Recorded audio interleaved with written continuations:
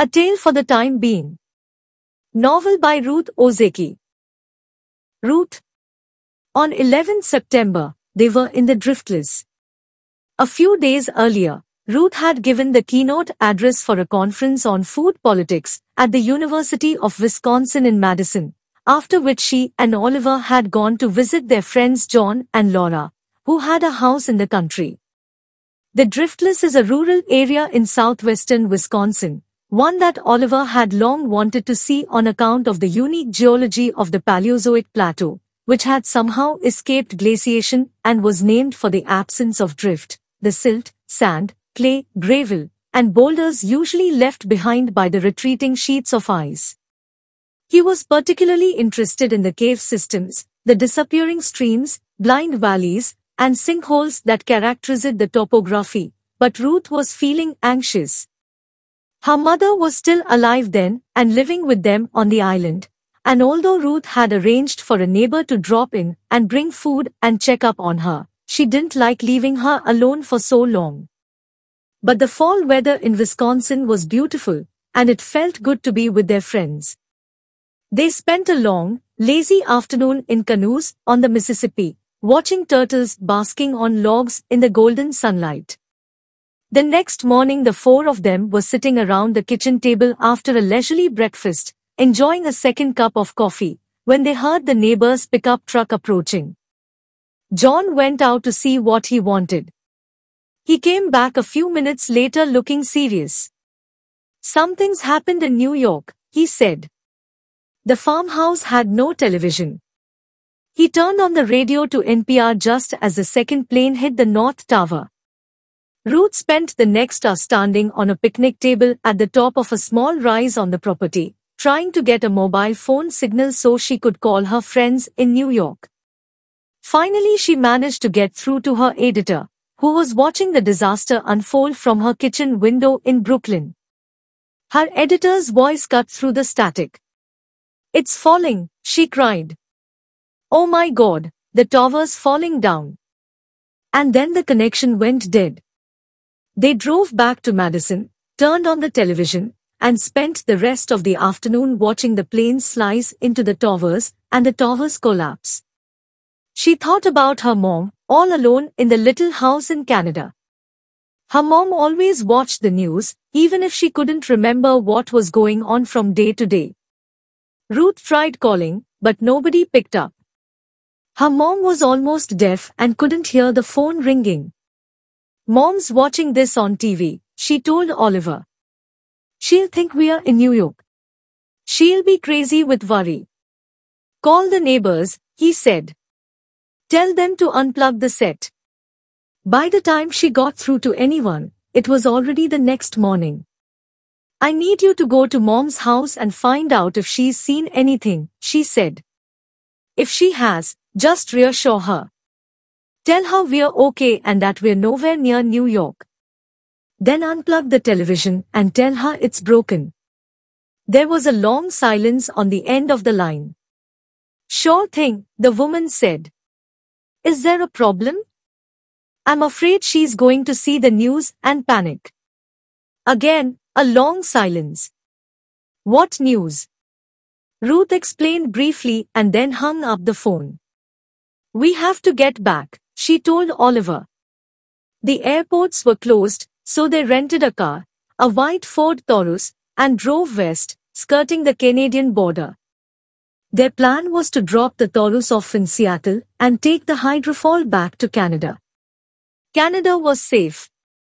As they made their way across the country, American flags began popping up like flowers after a rain, fluttering from poles and car antennae, and taped to the windows of stores and homes.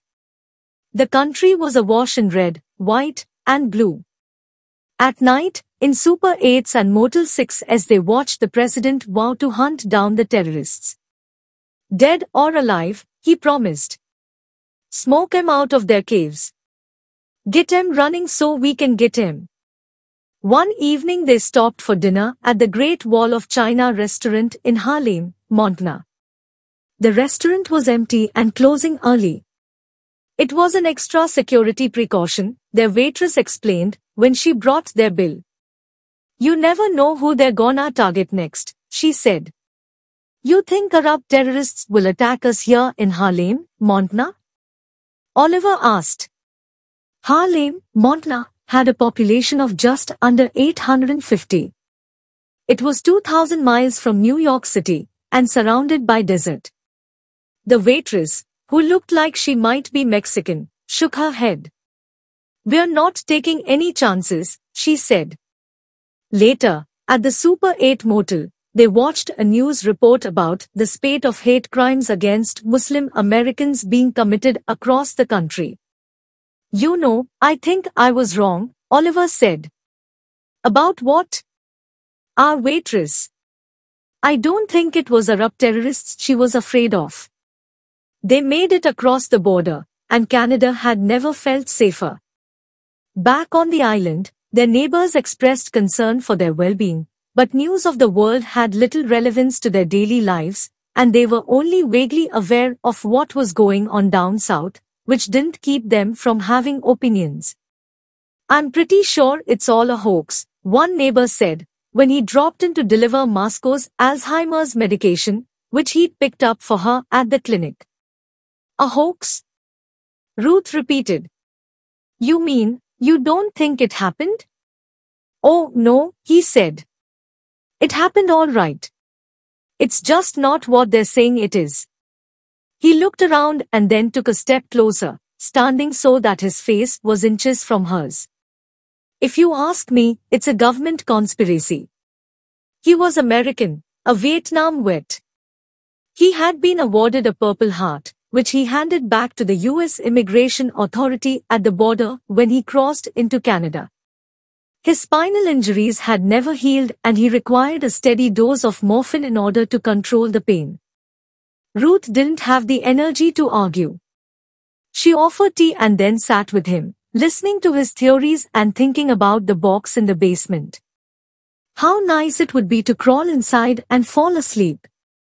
From their fog-enshrouded outpost on the mossy margin of the world, she watched the United States invade Afghanistan and then turn its sights on Iraq.